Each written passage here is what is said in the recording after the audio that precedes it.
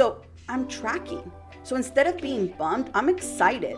I'm excited that I made more money. And what if you didn't make more money? What do you do? You know what? I'm not going to say that because I don't know. I don't know. Okay, but if I was your client and I'm like, know. You know what? Last month was good. What do you do? Do you tell like? But No, I'm thinking that's like the challenge. Yeah, right. Imagine if that was true. Yeah. If that was true, I think it's like a wake up call. Exactly. I would have a bigger flame because I didn't meet that quota, and why not? This is now you analyze it. Mm-hmm. But you're analyzing in such small chunks that you can remember what did you do in October that you can improve in November. Right? I can say, well, I didn't do as many networking events, or maybe I didn't post as much, or you know what, I spent a couple $1,000s on ads and they didn't return the investment. You can pivot and change in that next month versus waiting a whole year. Yeah. Welcome to the Wake Up and Unleash. Today, I have the pleasure of having a very special lady on my podcast. And let me tell you why I'm so excited about this podcast today. And we're going to be talking about all things mindset, money, and wealth, especially when it comes to us women entrepreneurs. And my guest, I could read you her bio, but I thought I would speak from the heart. When I first met her, I had an opportunity to meet her over the phone, and immediately I was drawn to her energy and her passion. Later on, I went to find out that she is so passionate about helping entrepreneurs, listen to this, not leave money on the table. And one of the things that she says a lot, it's not about how much money you make, it's what you're doing with that money. And today we're not only going to hear from her expertise of over 25 plus years in this industry, but also we're really going to understand how it is that she's been helping so many entrepreneurs really understand not only tax strategy, but actually have it be fun. Okay? And that's what I'm really excited to hear from her. So please welcome to my podcast, Sugey Piedra. Sugey, thank you for being here. Thank you for having me, Karla. I'm excited to have you. Yes. I'm so excited to have you because as I said in my intro, you know, when I first talked to you on the phone, I loved your passion. And then when I actually had an opportunity to meet you, let me tell you what's one thing that I really admired about you, and that is I'm surrounded with a lot of very successful entrepreneur women, but not everybody has the heart to open doors for other women. And when I met you at that party, at the gala that you invited me to, that was one of the first things that I saw about you. And later on, I went to go find out all the things about your business. So I'm super excited to have you here. But before we get started with all the strategies and everything, I would love for you to introduce yourself. I know you come from immigrant families. Your story is actually very similar to a lot of my audience. Right. And, tell us a little bit about you and what had you go into this business of taxation. I think we need to share our stories more and realize that we all do have a unique story, even though they are very similar. But I didn't know it was a story, right? Like, to me, it's my past. It's how I grew up. But it's really beautiful as you start to navigate and work through what they call your traumas, even though I didn't think they were traumas. Yeah. Right? Some of us call them, so in one of my programs, we call them our crucibles, right? They're like those moments that pivot your life. Right. And so for me, yes, I come from an amazing family, my mom, my dad, my sisters. They're just such a strong foundation for who I am, for the business, for my own family, my own kids. But it's something I grew up with. So I didn't know how unique that was. I just knew that you see sometimes in your surrounding family that, they don't have the same relationships that we do or the same support.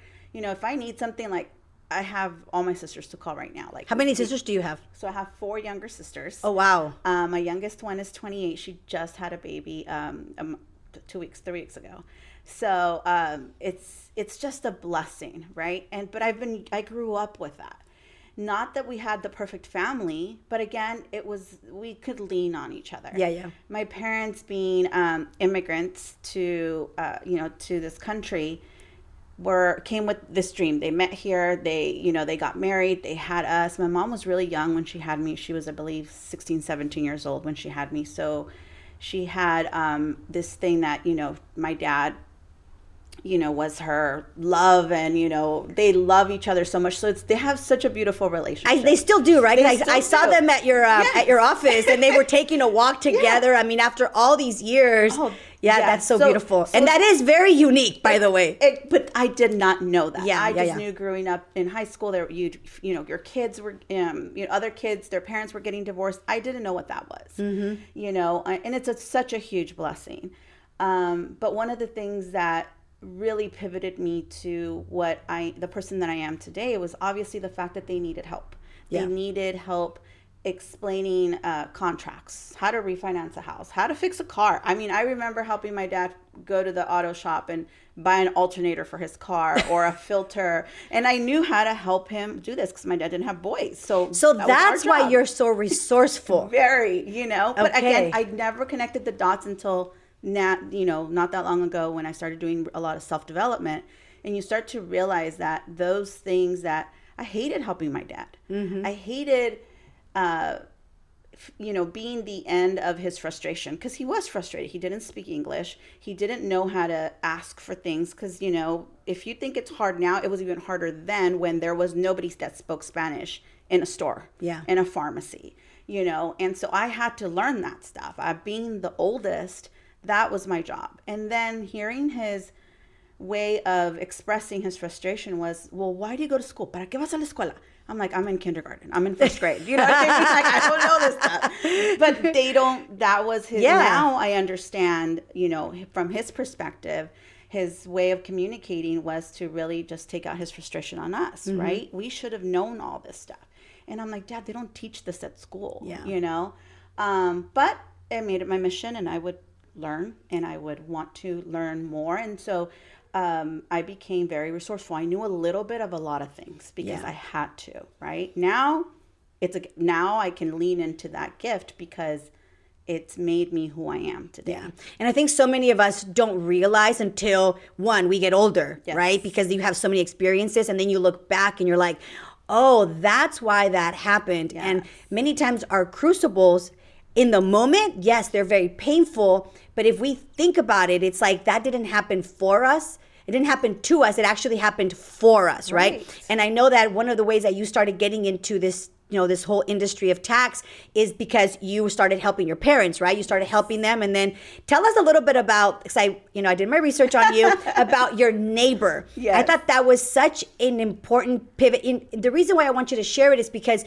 so many times as older women, we don't realize the impact that you have on the younger generation. I'm so passionate about that. It's like, I think about all my mentors, and maybe was he a mentor for you maybe, or is he just... I mean, I would say so now that I look back, yes. Tell us about that story, because I know that your father wanted help, right, with the tax return, and you went next door. And it's the most simplest thing, right? But I tell this story not just because of my neighbor being a white person, right? But also because at this day and age, I realize that it doesn't matter if you have a lot of money, if you don't have money, if the color of your skin, if you're male, if you're female, it doesn't matter. A lot of people just don't understand taxes. Yes. And people feel that, like 99.99999%, girl. We walk around thinking, oh, she has a lot of money. She must have a great accountant. She understands taxes. Yeah. False. Or I think a lot of times people think like, oh, that person has a business. They know what they're doing. And a lot of the times we start businesses just out of desire and passion, which is something that I really want the audience to really understand today is how, number one, it's okay to not know. Yes. And that's why we have you, right? Well, yes, but at the same time, we have to change the narrative. Yes. A lot of us do our taxes or do our accounting for the IRS, for I the love man, that you said this. Right? And we should be doing them for ourselves so that they guide us. They give us the clarity. So I know how many clients I brought in this month versus What do you month. mean by that? Because the other day when you were talking to my entrepreneur group, you said that, and I always feel like life is the way that you look at things is sometimes we have to reframe things, right? And so, yes, you're right. I've always looked at my tax returns like, how can I avoid paying the IRS? Right. I'm doing them for the IRS, for my fear of the IRS. Yes. Like, that's really the truth. I say Right. two things I am not cheap with. One is my accountant, and two is my insurance. Because until you've been audited, which I have been, and until you've been sued, which I have been, Yes. you don't realize the value of having those experts at your corner. In your corner. Yeah. So what do you mean by that? Well, it's just that when you look at your business is telling you a story. We just don't know how to read that story, and the numbers tell us the story. If you look at how much money came in this month and where did it all go, is there leakage? Do you have too many expenses, or could you be saving here versus there? Or you could do what I do, and I always tell my sisters, don't give me a budget, because I spend a lot of money. Okay. I invest in myself. I invest in the business. I am not cheap about what I do for the business. And they'll be like, hey, you're spending too much money. And I said, do not put me on a budget. Tell me how much more money I have to go make. Why? Because we're keeping track of our expenses on a monthly basis. So we know where all the money's going and how much was, left this month. And if I went over their budget, they will say, hey, you're spending a little too much money on this or that. And I'm like, okay, how many more clients do I have to go get? Let me tell you something. I'm going to pause there, because that's an abundant mindset, Yes. right? And I think so many people could think like, how much money do I need to save, right? Which is also important, but it's also is. like thinking. So yes, I totally agree. I am a big, as you've heard me say so many times, I really do feel this. You are your biggest asset, Yes. like your business and you. First of all, it's all tax deductible, Yes. right? Like, I'm always like, it's so funny. Anyway, I'll just stick to the topic, because I always make fun of my people around me. I always say, Karla always says, can I deduct this? Can I deduct this? I'm always thinking like that. Why? Because why not, right? But it's like, I'm not cheap when it comes to investing in me and in my business, because at the end of the day, that's going to, number one, it's a tax deduction. And number two, it's going to bring me more money if we use it correctly. So I think that's something that a lot of women, I don't know, do you find that a lot of people don't think like that? It's the same, and that's why when I sit behind the desk in my profession, I've noticed that it doesn't matter whether you're a man or a female. It has to do with your mindset. It has to do with that upbringing, right? Yeah. And I do see men that are very, very conscious about their spending or where the money's going, or they feel broke, right? Even if they have money. Even if they have money. And so my whole thing is, come on, guys, like, if we look at the numbers, you'll see you brought in more money than expenses. So this tells you facts, right? So that emotion you're having is not true. This is the truth. That's one thing, because that allows them to see the black and white numbers. So it's a reality. It's the truth. The second thing is, I tell them, is you take just as much energy trying to save, if not more, you spend more energy trying to save than if you would have used that same energy to go find the ideal client. I like that. And it's the truth, right? I think it's even worse when we're trying to save, because we're looking at everything to nickel and dime. People always talk about the Starbucks, right? Like, let's not go have Starbucks. Let's not go eat out. You just gave me 10 things you shouldn't be doing. And does that take the point out of, I don't know about you, but like that, like you said before we started today, things should be fun. And if I'm constantly penny pinching, you're just taking the fun out of my business. Exactly. And that's why I tell my sisters, do not put me on a budget. Tell me how much more I have to go make, right? And that's like a challenge too. It is. It really is, but luckily, knock on wood, right? We've been very successful at running the business. And now my goal is to spread the mission. When you're asking me to share the story of how all this got started, is because that's where I started to realize that it didn't matter, right? Where we come from. Even though here I am, a daughter of immigrant parents, don't speak the language, and they need help with their tax returns. They dropped the envelope, or they were signing it, because back then we had to mail it, right? Yeah, And they kind of messed up the documents. So they didn't know what went to the state and what went to the federal. So here of course, I have to help. And I don't know what the heck I'm looking at, right? I'm like, I kid you not, maybe like 12. And so I go over to the neighbor. He's a white man, much older. So you're like, he must know. He has to know, right? Because we don't know, because we're immigrants, because we don't speak the language, right? So that was always my idea. That was my dad's excuse. So I that's what you believe.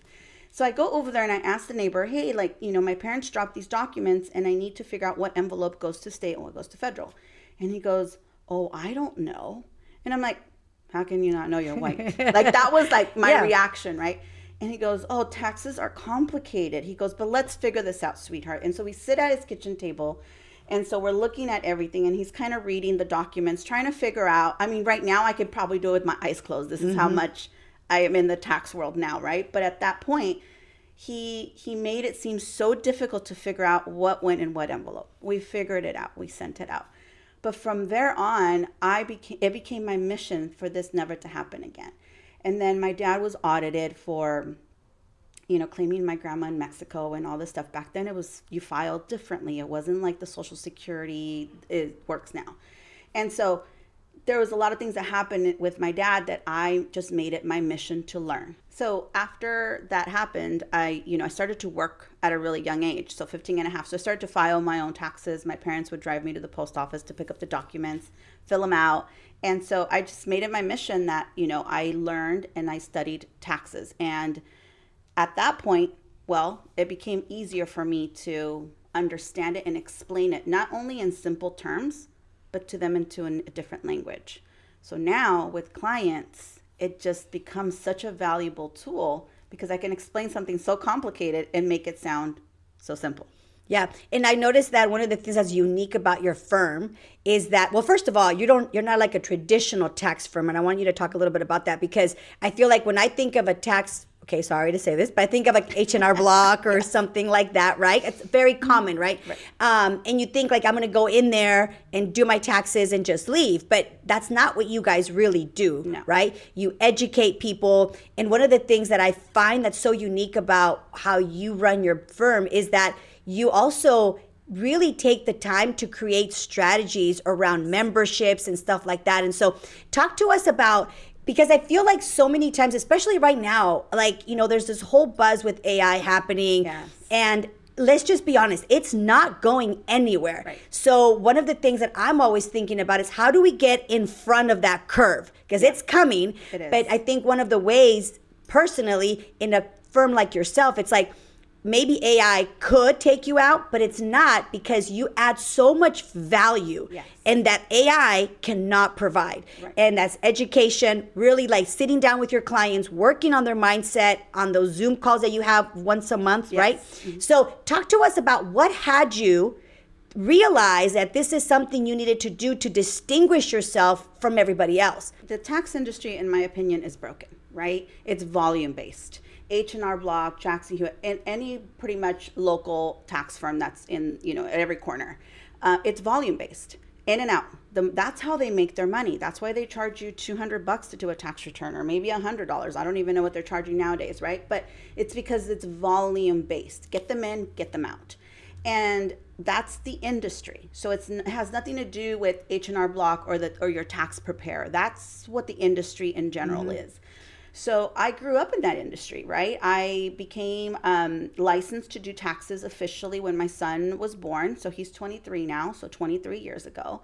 And I started it as a side hustle because I was working at a CPA firm as the receptionist. And I knew enough to be able to do my mom's, my dad, then my grandma, then my aunt wanted. And before you know it, it just started to build on its own. So I became officially licensed at age 20, when my son was 23. I was 24. And so all of that happened. And when I became licensed, I started to fall into the trend of get the returns in, get them out.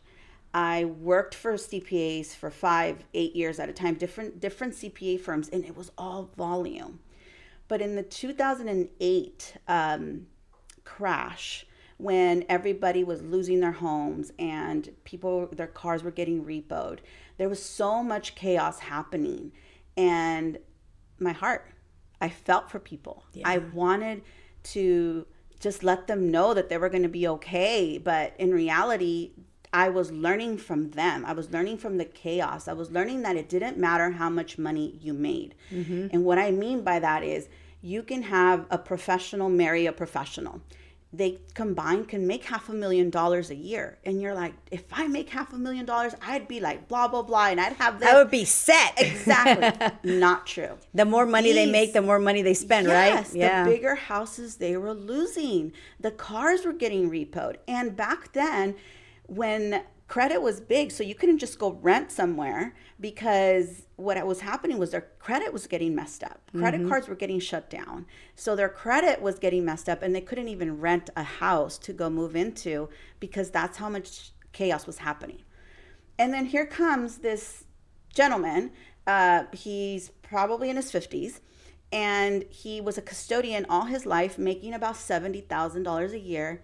And he comes super excited because all these houses are on sale, and he had just bought 5 houses. And I'm like, the family that just left makes $500,000. They're losing absolutely everything. And you just walked in here and you're building a real estate portfolio. How is that possible when you make $70,000? Like, it just made no sense. And so I began to study, and I wanted him to teach me, what was he doing? And so he told me to read Rich Dad, Poor Dad. Mm-hmm. I started to understand how the system worked. But it was not what I learned in doing taxes. It was not what I was learning in school. It was something different. This is entrepreneurship. This is real estate investing. And so I became obsessed with it. I went and I got my securities license. At that time, I needed to have a Series 7 for the work that I was doing at that CPA firm. And in the financial world, when you work with the financial advisor, what do? They do financial planning, right? They draw out how much money you have here, and they project what you're going to have for retirement. I'm like, why aren't we doing this for taxes? Like, why don't we look at our taxes the way you look at your financial planning and have tax planning? How can we leverage our taxes to learn purchasing power, to learn, how to save on taxes and how to use that money to reinvest in yourself? How to play the game. Like, nobody was doing this. And I thought I was crazy, because I'm like, why do I have these ideas, and no one else is doing it?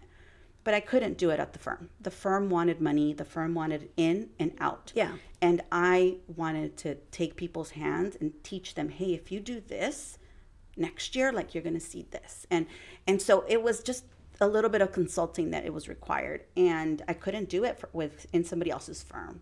So that's what drew us to starting our own firm. Was I was tired of not being able to help when I can see solutions. I can see that all it would take was just a little bit to guide people, and they would make a huge shift, and I couldn't do it. So It was just that frustration that caused us to open up our firm. So talk to me about that, because I'm sure there's a lot of people, especially women, that are in that situation, whether they're working for somebody else or they're stay-at-home moms, which that's a job in itself. Or they're like, maybe even they have their own business and they feel this burning desire to, I like to say, like, to wake up and unleash that woman that they know they have inside, and they know there's a mission. But let's just be honest. A lot of the times it's the financial security that you think, oh my gosh, I'm going to share something. I know that I'm saying this. I remember I was at USC, and my professor once said to us, he said, the person, a lot of times people want security. They want a job security. And he said, I told my son, you want job security? Come here. And he took him to the bathroom, and he had him look in the mirror and said, that is the only security you're ever going to have. Yeah. And I remember thinking, like, oh my gosh, yes, I was in my 20s, and I think that's kind of where my mindset started going. Like, you got to bet on you. Yeah. However, it takes courage, grit, right? Yeah. To be able to make that pivot. Talk to me about, what happened? Did you go into your business right away with your sisters, or was it by yourself? Talk to me about that. Like, what were the steps that you took, especially for the women that want to take those steps? Yeah. And, what were the lessons looking back that you wish you would have known? Our upbringing has a lot to do with it. I was scared of my own shadow. I still have a lot of fear. And that's, of course, stuff that I have to work through right now. By the way, sorry to interrupt you. By the way, I feel that the more successful we are, the fear doesn't ever go away. She's just sophisticated. She's very sophisticated, because she knows how to speak, right? And it's not like, can I, but it's almost like, can I, and not like, can I do it? Because you can, but it's, can I do that? Because it's a whole new way of doing things now, right? So, by the way, for those of you guys who are watching, it never goes away. It doesn't. You just learn to work around it, right? Yeah. But yeah, the fear that I had, out of all my sisters, they'll tell you, soy la más miedosa, right? But I think, Really? Oh, yes. But I would have never guessed. But I think it has to do with, again, my dad, listening to my dad. My dad, if you meet my dad, well, you met him, but if you really were to meet my dad, we grew up in, like I always say, a 4-block radius. He was he migrated and he had some time in LA and all that, but he didn't like the atmosphere here. He felt it was dangerous. So we grew up in Azusa and we never left Azusa. And I'm still in Azusa. I live 2 blocks away from my parents. Okay. So that tells you a lot. I mean, we're very close, but he was afraid of us being surrounded by anything that was dangerous, right? Okay. So I worked, and Did you live in Azusa, work in Azusa, go to school to Azusa, marry in Azusa? Yeah, because we can only go when it was payday. He would take us out to eat, and we can only go to El Pollo Loco, which is 4 or 5 blocks away. We can go to a Mexican restaurant that is 4 or 5 blocks the other way. We can go to McDonald's, which is 2-3 blocks the other way. So it was like, I'm not lying to you, where I only knew that little area. So my first job was El Pollo Loco because we would go eat there, every other month or something like that. Uh-huh. So that was what I knew. I didn't know outside of that area because my dad was afraid of stepping out. And so therefore I grew up with that fear. Got it.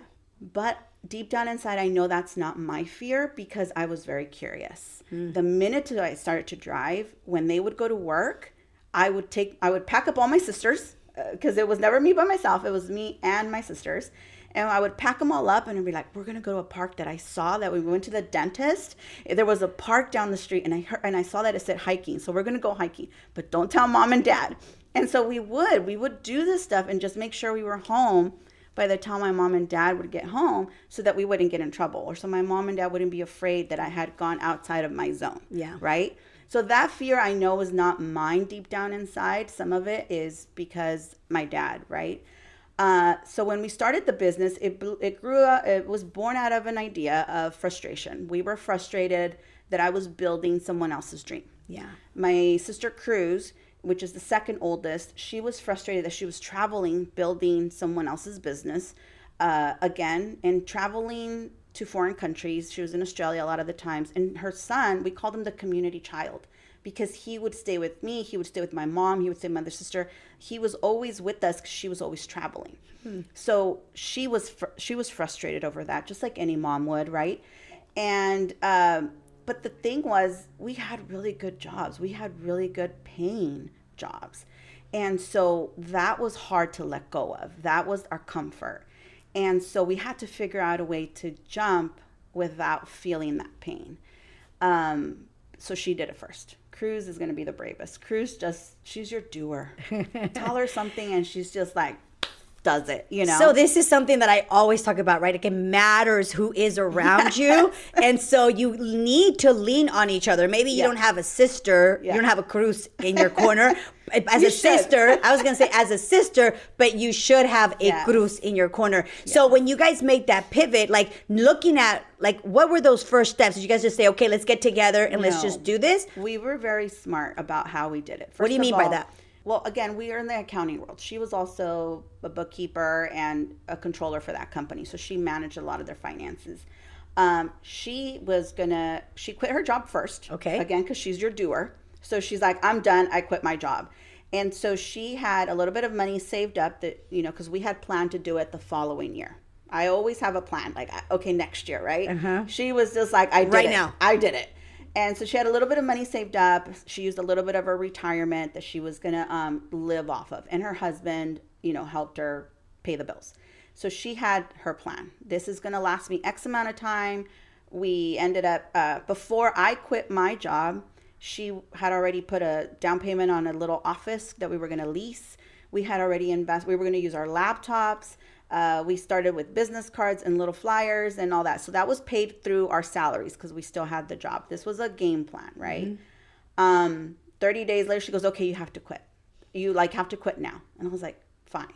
So it was, I'll never forget, it was October 31st, Halloween. And I'm wearing a prison jumpsuit. How appropriate. I am breaking free, right? And it was literally, I am breaking free.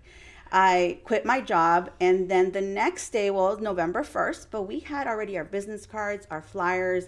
We were throwing a grand opening party because I wanted all the people that came to my kitchen table to know that I had opened a brick and mortar. And when we counted how many people were coming to my kitchen table, it was like 80 people. Wow. And I'm like, this is like already a real true side hustle, real business. I didn't see it as that, but it was what we started with. So I just said, hey, I opened up my business. Please help us keep our doors open by referring your friends and family. And everybody's like, about time. And, it was that same sentiment. So they fed us a lot of referrals. So It was amazing that our first tax season, we had so many people walk through the door for us to do their taxes that we didn't even feel losing our job. Mm-hmm. You were so busy. We were so busy. But instead of really paying ourselves, what we started to do is we invest in ourselves. I felt that I didn't want to do what my bosses were doing, right? Mm-hmm. My bosses would send me to the conference. My bosses would send me to $1 million clubs and this and that. So it was me instead of them in these rooms. So I wanted to do that for myself and go in as the owner now of my own firm and start to learn this for myself, not for somebody else. Mm-hmm. And so that made a huge impact. But I had to learn how to network. I had to learn, there's so many things that now I'm just like, I did the right thing by looking and searching the right people. I wanted really good people in my corner, mentors, coaches, people that were already very successful, and I wanted to learn from them. So I went in there very humbly wanting to learn from people that were already doing it. A couple things that you said so key, and that is that whether somebody has a job and wants to take that leap, or for like some of us, like I took a pivot in my business last year. Even when you take a pivot, like you gotta have a plan. Right. And sometimes whatever limitations we think that we have, I feel they're not limitations. They're just lack of being resourceful. But if we really think, I always tell people, it's not that you don't have what it takes. It's just that you're not identifying the resources that you need. And if you can be resourceful, all the doors will open, right? And I love that. What did you call it? The table? Yeah, my kitchen table. Right. So that was a strategy of bringing in your circle of influence, the people that are around you. And I think this is such a valuable thing because I'm going to be honest with you. When I first launched my coaching business, and I think a lot of people will do this, and that is that we go to areas that we don't necessarily know because we want to, at least for me, I wanted to prove that I could do it. And I have a very good friend, Veronica Corona, that I actually was telling her she is very skilled in the janitorial business. And just like me, she wanted to go and do something else. I'm like, why are you running away from what you know? Yes. Because it took time for me, and it took mentors for them to say, Karla, why are you not going to your network? Why are you not going to your center of influence? They already know you. Yes. They're already related to you. You already have, hopefully, a good reputation with them, right? Right. Why are you not leaning on them? And I think so many of us, I will speak for myself, somos muy orgullosas. We can be too proud to go and ask for help. And I think if there's anybody that's listening to this, take that as a lesson that people actually want to help you. Yes. And I love what you just said. And by the way, I think this is such a key thing because I know I had people that when I said I was going to start my coaching business, that's exactly what they told me. They're like, it's about time. Yeah. And so many people around you believe more in us than we believe in ourselves. And I think if you're watching this and you're feeling that nudge, you should do this, listen to that voice. Yes. And lean on your community, lean on the people around you. And like she said, really make sure that you invest in yourself and your networking. And that's one thing I wanted to talk to you about because I know that a lot of your success is your ability and I've watched you work the room. Like I said, that party that I went to, I was like, oh, okay. Because I do feel that is such a skill that especially now, we went through this whole COVID era where everybody was on Zoom and nobody wanted to go back to the office. And there was a time, right, that nobody wanted to go anywhere. They wanted to do everything from home. But then we got tired of being home, right? Because at the end of the day, nothing nothing is going to replace that human interaction, right? And so talk to us about how important it's been for you to build relationships, because I know that's something that's really, really, really important to you, and you make the time. I was just talking to somebody this morning because I was telling one of my clients, I'm like, you've got to make the time to get out there and network and build relationships with people. You can't just be in those four walls and think your business is going to grow. You got to make it happen. And I know that's something that you are so like in touch with, building relationships, building that network.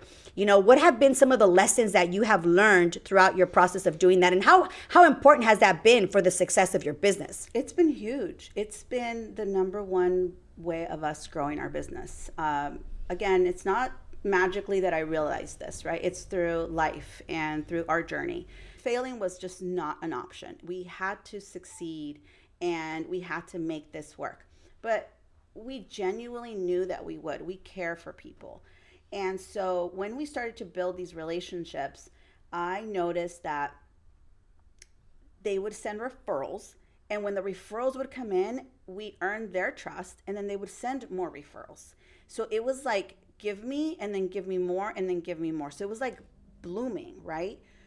There's times in our life that you're going to go through, whether you get sick or you have to step away, whether it's for your health or something just happens. Life just happens. And when you step away and your business continues to flourish, you're like, why? How? And that was my experience. That was my experience when I started to realize that the phone just kept ringing. And I'm like, how could it be when I haven't gone out to network, when I've stepped away, when I needed to, time for myself, and I needed to go through my own healing process, why does the phone still ring? And it was because that trust had been built. Those relationships had been, built, and they were flourishing whether you were in the picture or not. And so I read this book, and what I really loved about it was, it's called The Flywheel. And it talks about how Amazon and Google and all these big companies function. And it's because they get the momentum going in their business, and it continues to feed the business all on its own. Once you have that flow, you can step away and start another project because this one's flowing all by itself. And so when I started to realize that my business was doing that, I was like, I couldn't understand how. But when I read that book, it made so much sense. These relationships had been built. The trust was there.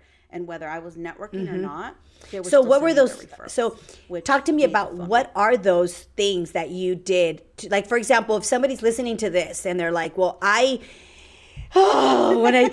people feel like that when they have to go network, right? Like, and here's the other thing, like it's a muscle. Yes. It's a skill. It's not like I feel very comfortable now networking. I can go to places completely by myself. Yes. And actually, to be honest with you, I rather go by myself to networking events. Because then when I have a friend, like I feel comfortable and I'm like talking to her, like, Veronica, one of my girlfriends, she's always like, whenever we go somewhere, we're like, we better not see each other hanging out with each other. Like, we got to work the room. But it is. I remember at the beginning, I'm like, what do I say? How do I do it? Like, what are some tips that you say that now, after so much repetition and so much practice, have made you a skillful networker? That I go into these rooms, not for myself. I go into these rooms to meet other people and what they do. So I'm very resourceful in the sense that if you're my client, Karla, and whatever it is that you're doing, I want to be able to provide you an attorney, an insurance person, it doesn't matter, right? A cleaning person, whatever it may be, because you're like, hey, for me, it was very important as a female to hire my very first cleaning lady. But that was difficult because my mom's like, yo voy a ir a limpiar tu casa. And I was like, Mom, you can't clean my house. Like, I want somebody to help me. No, it's good. You have to be the one washing dishes. You have to be. Why? Yes. Why? I have to tell you something. So one of the things that, everybody has, we all go through our phases. I Yes. went through a phase where I valued purses and I valued the shoes. And I think we all have to get that out of your system, right? Because you carrying that, I still love my purses, but now I'm like, no, like it's okay. I don't need that anymore. But anyway, we go through that phase. But now I'm like, to me, luxury is the absence of worry. Yes. And I'd rather have a cleaning lady. I used to have somebody that would clean my house, cook for me. And my aunts, mis tías were like, ¿Cómo que tienes alguien que te cocine? I'm like, yes, it has to get done. That doesn't mean it has to get done by me. Right. I throw down some good dishes, but así que tú digas, oh my God, me encanta cocinar like my aunts. No, I don't. Yes. And I have to tell you something. I had to come to terms with that because growing up, all my tias, all my abuelitas, they're like amazing cooks. Yes. They can make a whole meal out of one egg. Like, I swear, I don't know how they do it. Like, you know what I mean? They feed the whole family con bien poquito. Yeah. And they would, I have to say, they would make me feel bad. Yeah. But now I take so much pride. The other day I was talking to my mom and she was like, oh, I'm going to tell your brother to go pick up your dad from the airport because she had a meeting. I go, there's Uber. Like, para eso es el dinero, mamá. Like, that's what money's for, is to give you, I think, to give you that relief of stress and comfort. Don't be ridiculous about it. But at the same time, if those are the things that matter to you, then ladies, hire a house cleaner. Yes. Make that time, that hour, those 2-3 hours. But first of all, I don't even like to clean. Second of all, I don't even do a good job. Yes. And those 2-3 hours, I can make money to help. This is really, no, all joking aside, I really do feel like this. I think I'm helping another household. Right. That I can make more money. You can look at it that way. Yeah. For me, it's just about having the opportunity to spend time if I wanted to go have lunch with my kids. Yeah, absolutely. Instead of saying, I got to clean the bathrooms. Mm-hmm. It's like, no, I don't have to do that. That's already been done. So, but that's why I go network, is to go meet people, other businesses, learn about them, and then have their business card in case you walk into my office all stressed out because of whatever. And I'd be like, hire this cleaning lady, or hire this attorney, or hire this insurance person. That's how I built relationships. And then before you know it, they just knew me because maybe I referred them people, or maybe because we just met and we had a really great conversation and they needed a tax person. But I don't go in there to sell myself. I go in there to meet people, to make relationships, to figure out You're not there to get. No, I go in there to find what my clients may need or what's out there. It's amazing how much you learn that you didn't even know there's professions that do this kind of stuff. And you're like, that exists. Yeah. I was just recently at a networking event and somebody does, I don't even know how to say the word, but they go to your house and they draw your blood. So you don't have to go to like the clinic or anything. They go to your house. And I'm like, that exists? She's like, yeah, now you don't have to wait in line or get up early, like if you're fasting. By the way, I need her phone number because I need to get my hormones checked. And this morning they were like, Karla, we're going to send you the labs. And I'm like, oh, I have to make an appointment. I have to go fasting. So this is she shows up at 6:00 in the morning, draws your blood. You can go back to bed if you want. Like, it's just, you're like, this exists. So like right now, this is exactly why you network. Correct. And so when you go in that, first of all, the stress goes down because you don't have to sell yourself. You don't have to really talk about yourself. You're there more curious. Yes. Not necessarily just curious though, but when you start to meet these people, it's only natural that they ask what you do, but it comes natural in a conversation. And so now you just let them know what you do, and then they start to tell you about their tax situation and blah, blah, blah. And so it naturally like just goes. And so you give them your card. And so that's how I built such a huge database. It was really to go in and meet these individuals. Now, I didn't know that in the beginning. That's why I was nervous when I would go. I hated networking. But I had to learn my 1-minute commercial, and I had to learn to go in there and ask people, what do you do? Tell me about you. And they love to talk about themselves. So you just learn and you build. And you learn to listen. Yeah. And you learn to listen. You do. But you meet really cool people. Yeah. And Power Partners was something also that I learned that was really valuable. What is that? So Power Partners is who out there has the database that you need. So for example, for me, let's say it was a lender, a mortgage lender, right? Because you can't go get a mortgage loan without your taxes. So I wanted to meet mortgage lenders because the minute that I met with mortgage lenders, within weeks, they would send me a referral. Why? Because they're doing a refi, someone's trying to buy a house, and their finances are all over the place. Their records suck, and they don't understand taxes. So those were huge power partners for me because they would send me referrals immediately. The other thing is I would offer, hey, you work at a mortgage office. There's 10 lenders in your office. Why can't I come to you and educate you on taxes or what to look for or what to tell your clients, how to take advantage of a tax code, whatever it may be, purchasing power. And I would go in and talk to their entire office about something that had to do with taxes.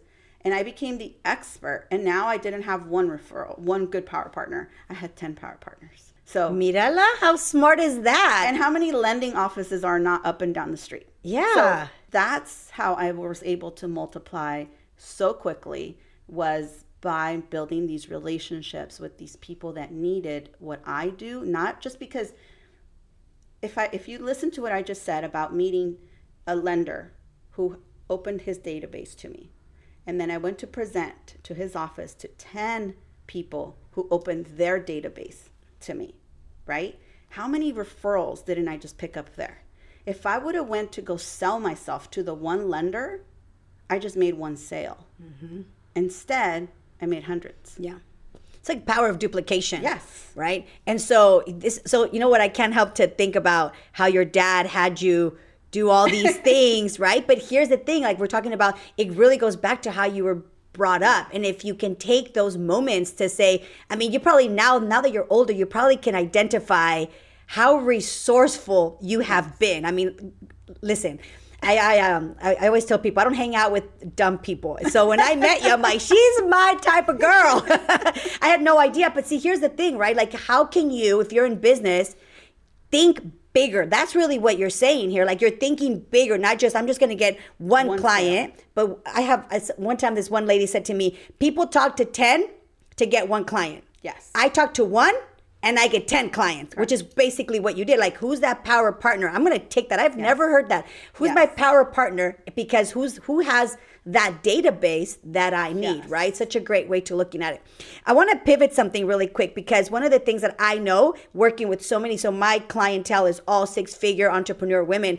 And I will tell you, I was a director of a multicultural program for over 10 years.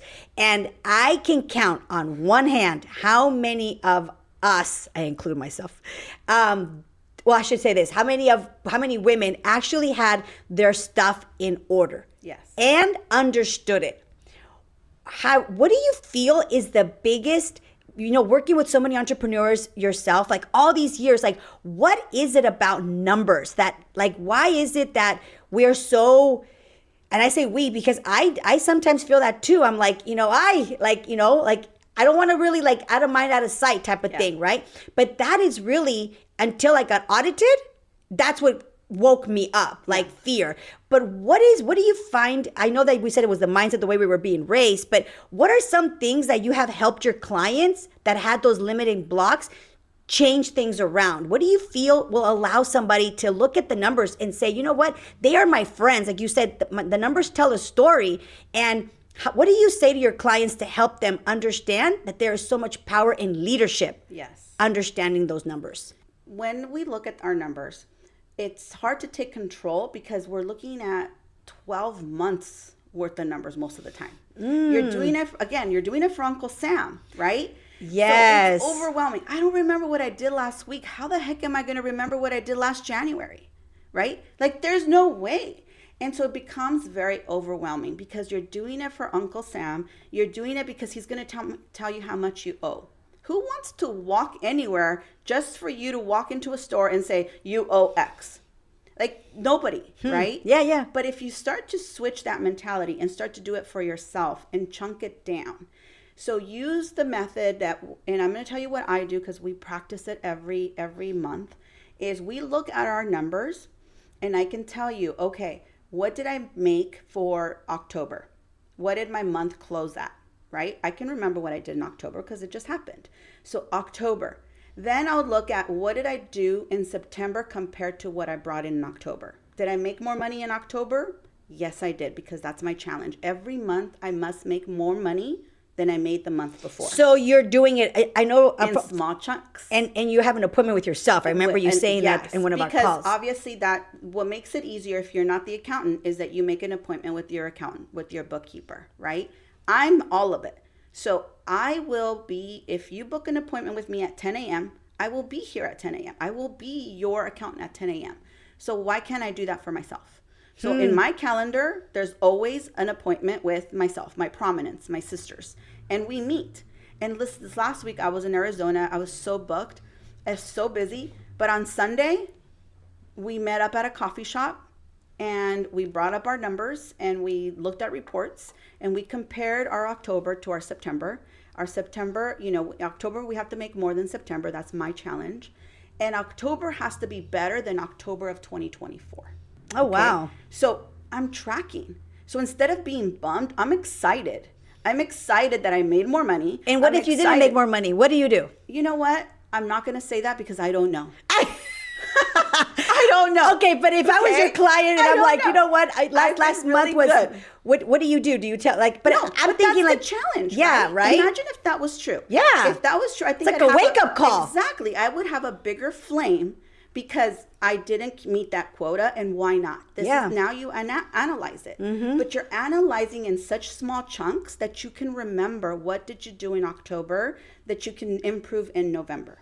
Right? Mm-hmm. I can say, well, I didn't do as many networking events, or maybe I didn't post as much, or you know what? I spent a couple $1,000s on ads and they didn't return the investment. You can pivot and change in that next month versus waiting a whole year. Yeah, absolutely. Or waiting for God knows what. So that's why the numbers tell us a story.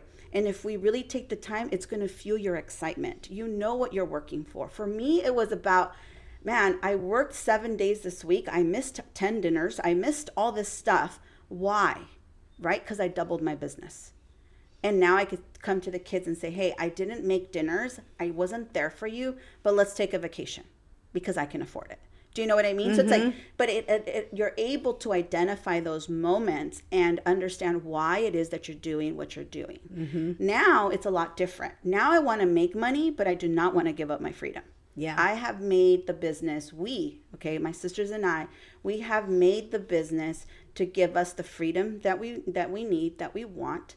It has made the fact that we only work 4 days a week.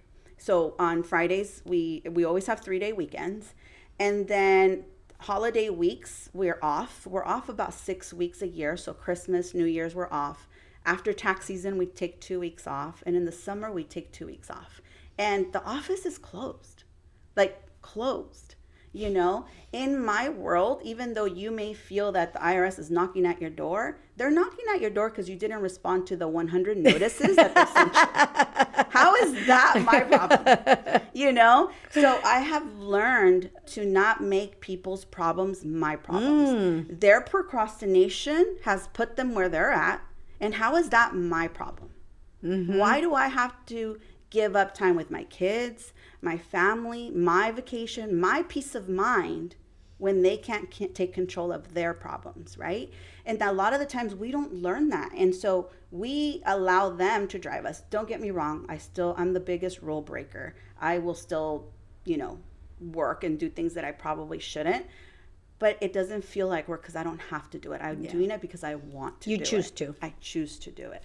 So, but those are the things that I've had to learn over the years. And, life will slap you in the face till you understand the lesson, till you learn. And I did. I had to learn it the hard way. And it was one coach that, told me, why did you build your business? Well, because I wanted to have a better life and I wanted to be home with my family. You're working 7 days a week, 24/7. When are you home with your family? It's not adding up. Mm-hmm. And when I realized that, I was like, why am I doing this? Seriously, why? But do you think that we have to go through that? If somebody's watching this and they're just starting their business, right? I don't know, maybe you can to take all that time off, but in the beginning, like, you got to set that foundation, right? And then start to build. Like, or do you feel that somebody can take all that time off and have all these luxurious days and taking those 3-day weekends off from the beginning, or is it has to be at a certain point in somebody's business? It's like you said, it's a muscle. You have to work it, right? But imagine if you have a trainer and you're specifically working out that muscle. It's easier for you to focus on that muscle because your trainer's guiding you and they're helping you build that part of your body. That's exactly the same thing with your business. When you start off and you invest in a coach that can help you get there faster, that's what they're doing. Yeah. You just don't realize that. You're stubborn, you think you know it all, and you want to do it yourself, and you want to control everything. It's our control that is our biggest enemy.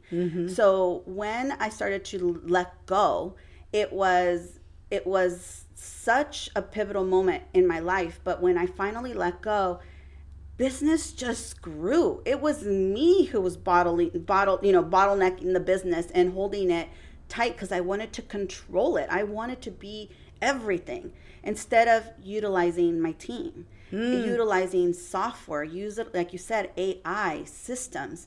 Now that's not what I have to do. And guess what? I have more time and yet I make more money. Yeah. Why? Because I utilize my resources. Yeah. Right? And so that's the part that takes us a little bit long to let go of, is that control, is the fact that you want to do it all. But I will always share with people is that for me, clients would get upset because I wouldn't reply to them quick enough. But I had to reply. So hold on, I got 101 things to still do before I can reply to your email. Now, my staff replies within hours. So the client is happier that the response doesn't matter who it came from. Do you know what I mean? Yeah, like the house has to get clean. Doesn't mean it has to be done by you. Exactly, but we think it does, right? Yeah, absolutely. We think that it does. I thought I had to reply to the emails that only me. And yes, maybe the way the admin team sometimes responds to the email is not how I would have responded. But it's okay. The client is happy. At the end of the day, the client got the answer. The client is happy. So what that I would have added a few more things or said this? At the end of the day, it's still the same result. Absolutely. So, and I don't have to do it, which is even better. Yeah, and I think like that's one of the biggest challenges, especially when we're starting our business.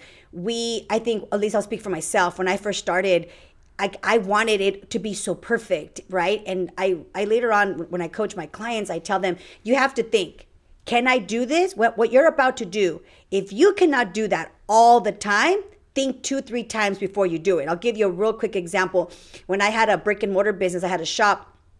And I had a client that would come in 3 times a day, like breakfast, lunch, and dinner to my shop. Like it was like a smoothie shop. And one day he said to me, because I'm a big recycling person, so I would award people raffle tickets if they brought their own cup, And so he would bring his own cup every time. And one day he goes, "Can I just leave it here?" And se me hizo fácil to just say. It was easy for me to say, "Sure." So he left the cup there. Well, fast forward, I had over 100 clients within like a couple of months coming in and out the door between 6 to 9 a.m. We would serve over 100 people. So one day I told them, you know what? I can't have you have your cup here because everybody was asking me, well, if he has his cup, can I leave my cup? Yeah. And it was at first, I was like, sure. But after 5-6 people, like it got too much. Well, I gave him back his cup and I lost him as a client. Right? And I love sharing that story when I coach people because I'm like, that was a wake-up call for me. It's like now, anytime somebody says, can you do this for me? I always think, if I say yes, can I say yes to everybody? Yes. And if I say yes to everybody, then I can say yes to him or her. If I can't, then I have to have that conversation to say, look, I would love to. However, if I do this for you, I would have to do this for everybody. And we just don't have to have the capacity or whatever, right? Explain it. But it's one of those things. But when you first start your business, I call it the wow factor. You want to wow everybody. You want to wow your clients. And at the end, you end up working for them, right? But it takes time and experience to have that wake-up call. And I love what you said because it's true. It wasn't until I got coaching and mentorship. I call mentorship speed. Yeah. That's what I call it. When you have a mentor, you're buying Because see, people say you cannot buy time. That's bullshit. And I'm like, Because yes, you can. I feel that you buy time when you buy a coach, when you buy a mentor. Last year, I invested heavily in coaching, same with this year, but it's not I'm buying one coach, I'm buying everybody he hired before me. Correct. Right? And so like he paid hundreds of thousands of dollars and I paid him whatever I paid him and I'm getting all that coaching and it just sped my process. And that's how you buy time. That is I correct. bought 10 years in 1 year, right? Yes. So I want to ask you some fire questions as we wrap up here, and I have 4 questions for you. Okay. So you can expand on it if you want, and that is, what's one thing you wish every entrepreneur understood about taxes or wealth? In reality, that they could be exciting. They could be fun if you change the perspective. Don't do them for Uncle Sam. Do them for yourself. Do them to challenge yourself. Look at your numbers to create a system and clarity of where it is that you're going. It could prevent bankruptcy. You know, there's so many statistics out there that show how many businesses fail a year. And it's like, that's true. But if we were just to pivot that and change the way we look at our numbers, we can actually prevent ourselves from going bankrupt, from, you know, putting too much debt on the company. Really using our numbers to create wealth and keep more of that money to ourselves. So, Okay, all right. So you know what? It actually, now that when I've heard you talk, it is, because it's the way you see it. I'm going to see the numbers of what it's saying and what I can do and how much money I can keep and what strategies I can have. Literally, like, we can gamify it, right? you gamify it. Okay, so next question. So in leadership lessons, what's one leadership lesson you've had to learn the hard way? The control thing. Yes, control. Control is, even though it is part of the reason you start the business or you have the profession that you do have, at the end of the day, if you don't figure out a way of who, not how, right? Yes. Who could do this for me? Not how can I do it? Yes. As entrepreneurs, I can guarantee you we can do absolutely anything that we set our minds to. We could. We can do the marketing, we can do the books, we can do the tax return. We can do it all. But should you be doing it is the question. And can you do it good? I don't think so, right? I think that if we allow others to step into those roles, that's how we buy back time. And at the end of the day, it does save us time and money, whether you realize it or not. So a book that I really recommend on that is called Who, Not How. Yes, that's a really good one. Okay. What's one mindset mantra that keeps you focused? Having $1 million decisions, not broke-ass decisions. Because that goes back to, don't put me on a budget. Just tell me how much more money I have to go make. Because to me, shifting that energy is priceless.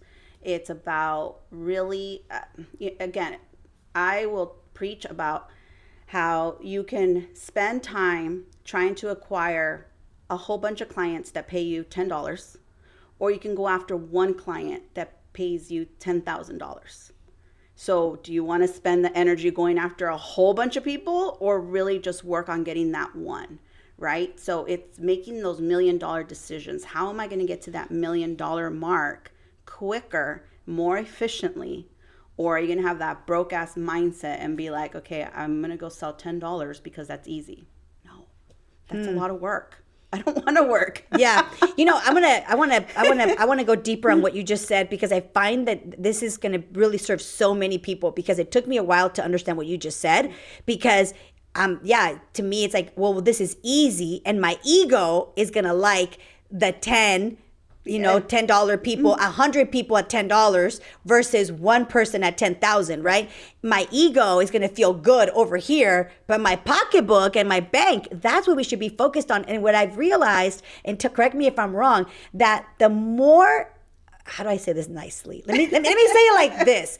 The wealthier somebody is, the better a client they are, Yes. and the less of a headache they are. The not so well off person, Yes.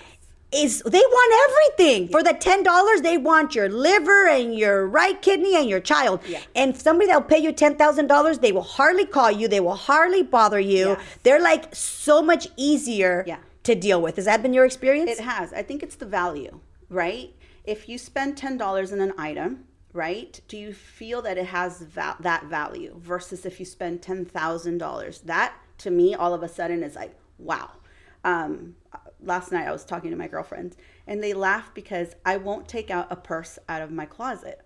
And I'm like, well, that purse was a lot of money. So I can't be tossing it around. Like, it only comes out on special occasions, right? They're like, but why do you have it? And I'm like, I don't know, because I have it. It's the same thing. It has value. It costs a lot of money. Now you see my other purse and I'm tossing it around and I leave it everywhere. It's not a valuable purse. And that's the $10 mentality, right? It wasn't worth a lot.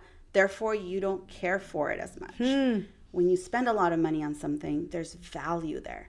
And I think that's the difference. Well, I was going to ask you, what is one book or podcast that you would recommend? But you already said the who, not what. So I'm going to finish this last question, and that is, what's a ritual that you recommend that helps you stay focused on where you're going in your life?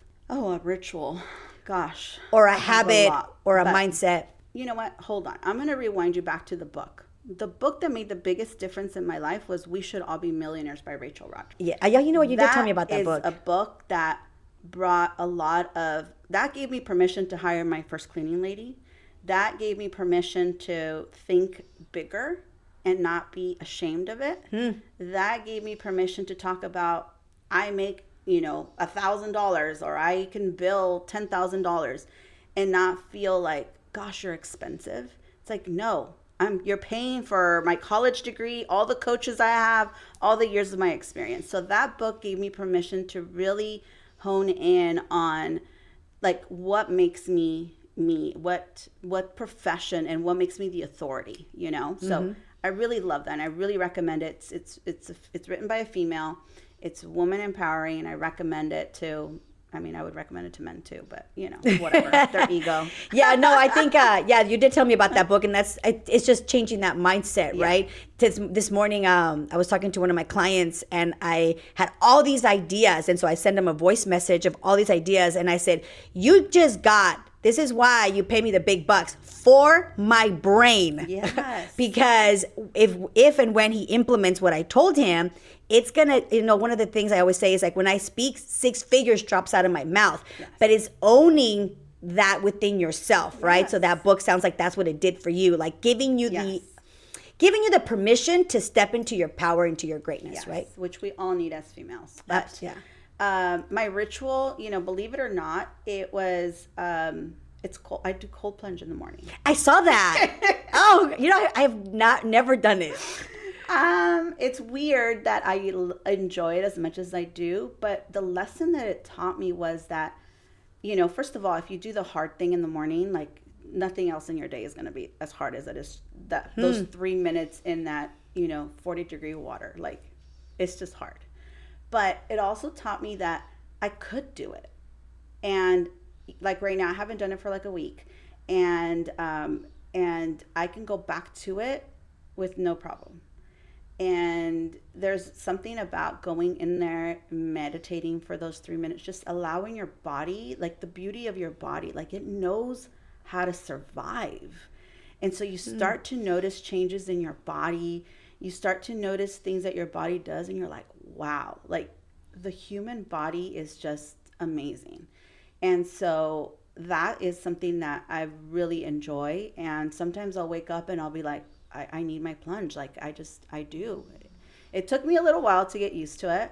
But once I did, it was something nice. And the hard part though, is that I've been realizing that it's harder for me to meditate because I have to go internal. Going internal is harder than doing a hard thing like cold plunging. So I'm working on the meditation part right now. Okay, well, I'm going to work on that plunge because when I see you do it in your social media, I'm like, wow. But you know what I just got with what you just said is that, yes, your body is amazing and the way that, it can adjust. But also I feel like you're probably, I don't know, correct me if I'm wrong, you're probably present to your own greatness and your own capacity, right? That, wow, like I can adjust really to this temperature. I can sustain the pain. I can endure the hard things, right? And it just probably reminds you of how powerful you are. Yep. Thank you for that. But it's very true. All of us women have, I think, extra gifts that we need to learn how to leverage, empower them, utilize them. I mean, men are great and men have, ran a lot of the industries for many, many years. But it's hard for me to say that when women step into these roles, they just make them better. We just bring something different to the table, do. right? We're not them. I don't want to get into this. We're going to wrap this up, but I really don't feel like when people say we can do what they can do and they can do. No. I can't. And I don't even want to. Like I saw that when you posted something about your I think it was a license plate, right? Oh, yeah. And it's like, yes, we want to be taken care of. There's some things that I feel a guy should do, and there's some things, or not should do, he gets to do, and there's some things that we get to. You want to be taken care of. Absolutely. And there's things that I don't want to do that they can do. So this whole thing is my personal belief that we can do what no, I can't. And I don't want to. Biologically, I am not like a man, and I don't want to. But listen, it's been so awesome to have you here, and I would love for you to tell the audience, like, if they wanted to reach out to you, we'll definitely put everything here in the comments, especially because I know you have workshops and things like that. I feel like that's such a great thing that you do to the community. And so if they wanted to see the workshops or your classes that open to everybody, the monthly programs? Oh, well, there's different ones. Okay, right? so how can, if somebody wanted to get a hold of you and they wanted to learn more about wealth, how can they reach? Obviously, our website's going to be the best place to go. It's prominencebusiness.com. But we're on all the social media platforms. The one that I'm mostly active in is going to be Instagram, which is prominence.services. And you'll see me, you'll see my sisters, and workshops. We will promote them on there. There are exclusive memberships that I have for certain clients, which are all inclusive. You've got clients that need a whole bunch of things, and so they're in these memberships. And then there's going to be workshops that I hold where they are open to the public. So right now, the one that I'm going to be having next month is going to call Know Your Numbers, and it's to close off the year with that, knowing that let's start 2026 on the right foot. Like, let's change the mentality on those numbers. And I'll be having more of those, whether it's Zoom or in person. But I'm excited about that one. I think it's very meaningful. Absolutely. Well, listen, thank you so much for being on here. And I know it's going to definitely serve a lot of us. And so for everybody here, thank you so much for watching. And don't forget to subscribe and like this video. Send it to somebody that you know that can definitely benefit from this conversation. And don't forget to wake up and unleash that woman you know you have inside. Have a blessed day.